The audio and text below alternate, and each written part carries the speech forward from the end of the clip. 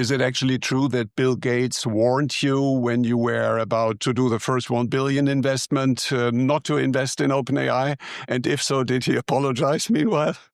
No, but, Bill, like all of us, like it was a crazy bet. I mean, in all honesty, to go in and say, hey, we're going to spend $1 billion. At that time, it sounds like, oh yeah, obviously every CEO of a large tech company should be taking these bets. It's not that easy, right? I mean, to go and say, because it's not, it was absolutely an unknown. And so he, like everyone else, was skeptical that the scaling laws on sort of something like text would work. And quite frankly, even in the first instances when it started working, he was pretty skeptical until I would say GPT-4o. There was this very famous demo of GPT-4o that we did at his house where he saw it, and he had his own tests.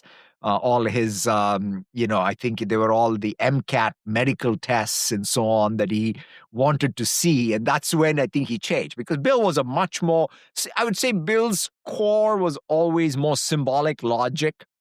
He was not a neural network person, right? He just didn't believe that neural nets can just learn, and he just wanted a symbolic logic to learn the relationships between people, places, and things.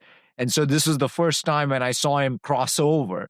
He'll still talk, by the way, if you talk to him ever, he'll still say this thing. It goes back a little bit to my point about that cognitive core.